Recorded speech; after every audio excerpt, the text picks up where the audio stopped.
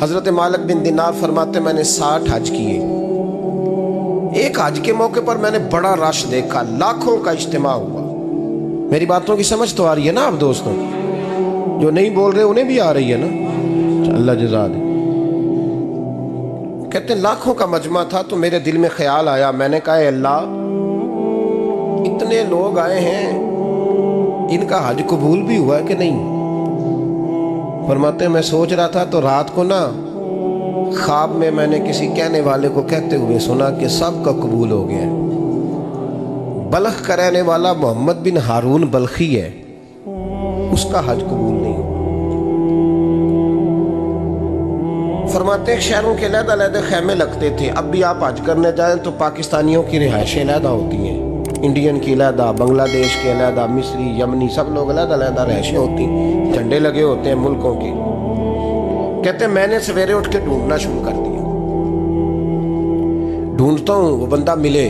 کہتے ہیں جہاں بلخ شہر کے لوگ رہتے تھے وہاں چلا گیا تو میں نے لوگوں سے پوچھا تم میں محمد بن ہارون بلخی کون ہے؟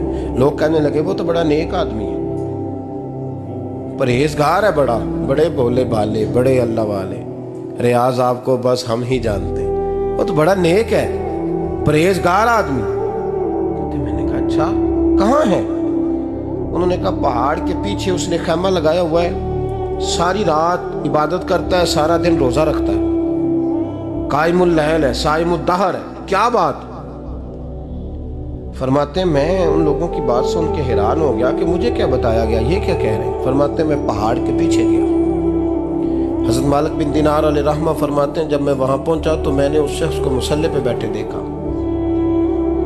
کثرت عبادت کے آثار اس کے وجود پر نظر آ رہے تھے. سیدھا بازو اس کا کٹا ہوا تھا.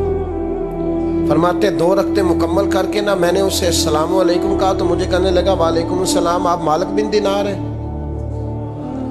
میں نے کہا بڑی اس کی فراست ہے. فرماتے پھر اس نے ٹھنڈی سانس لی، کہنے لگا آپ کو خواب آئی ہوگی کہ میرا حج قبول نہیں ہوا. فرماتے ہیں مجھ پر اور بجلی گری کہ کیا کہہ رہا. فرماتے میں نے کہا یار لوگ بھی تیری تعریف کر رہے ہیں اور تیری بصیرت بھی بڑی ہے، تو یہ ماجرا کیا ہے؟ کہنے لگا آپ نہ پوچھیں. یہ کہہ کے اس نے رونا شروع کیا، دیر تک روتا رہا. میں نے کہا نہیں یار تو بتا. کہنے لگا نہیں آپ نہ پوچھیں، آپ ناراض ہو گئے. میں نے کہا میں نہیں ہوتا، تو بولنا. کہنے لگا حضور 24 سال ہو گئے مجھے حج کرتے ہوئے، 24 سال، 24واں حج ہے میرا، اور ہر سال کوئی اللہ کا ولی آ کے بتاتا ہے کہ جا چلا جا تیرا کوئی نہیں قبول ہوا. بے پروائی ویک سجن دی جتھے کسے دی پیش نہ جاوے، انہیں تاجاں والے در در رولے تے منگتیاں تخت بٹھاوے. آزم کسے نو کارا ملدا ہی کوئی کعبے و خالی آوے. کہتے ہیں اس نے مجھے کہا حضور 24واں حج ہے، ہر سال کوئی بتاتا ہے. میں نے کہا تیری غلطی. کہنے لگا میں اپنی ماں کا نافرمان.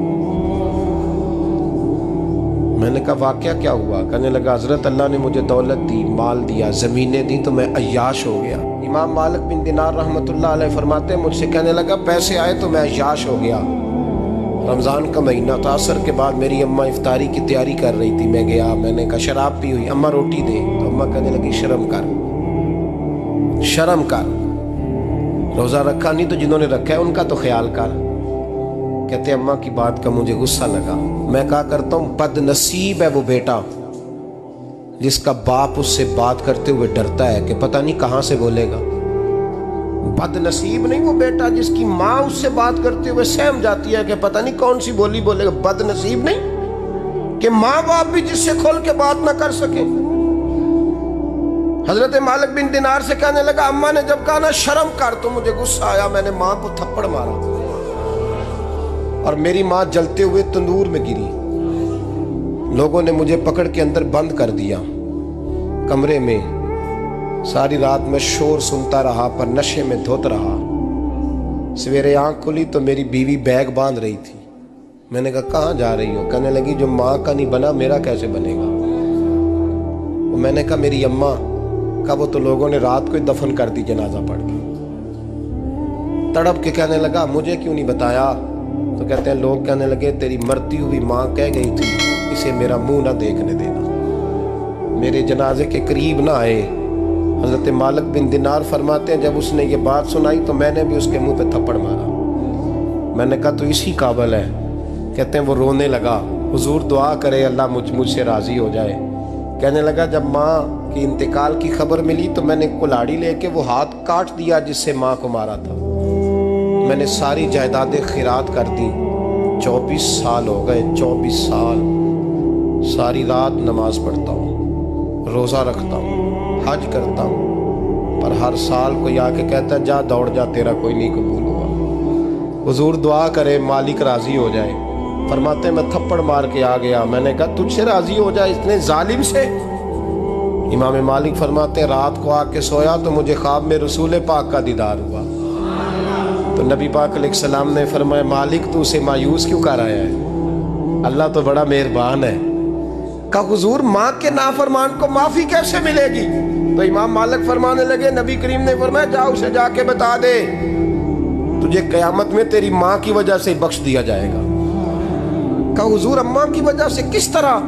تو محبوب فرمانے لگے اس کی ماں قیامت میں اس کے خلاف مقدمہ دائر کرے گی رب کریم کی عدالت میں، اے اللہ میں نے 9 ماہ پیٹ میں رکھا، درد سہ کے اسے جنا، جگر کا خون پلا کے پالا اور اسی نے مجھے قتل کیا۔ رب کریم اس کی ماں کا مقدمہ سن کے کہے گا اٹھاؤ اس کو دوزخ میں پھینکو، اس نے ماں جلائی تھی اسے بھی جلاؤ۔ محبوب فرمانے لگے جب پکڑ کر کے مالک اس کو محمد بن ہارون کو لوگ لے جائیں گے نا جہنم کی طرف، ابھی فرشتے گھسیٹیں گے ہی تو پلٹ کے پھر اماں کی طرف دیکھے گا اور دوسری دفعہ پھر گھسیٹیں گے تو پلٹ کے دیکھے گا اور تیسری دفعہ پھر پلٹ کے کہے گا اماں یہ مجھے جلانے لگے، اماں یہ جہنم میں پھینکنے لگے۔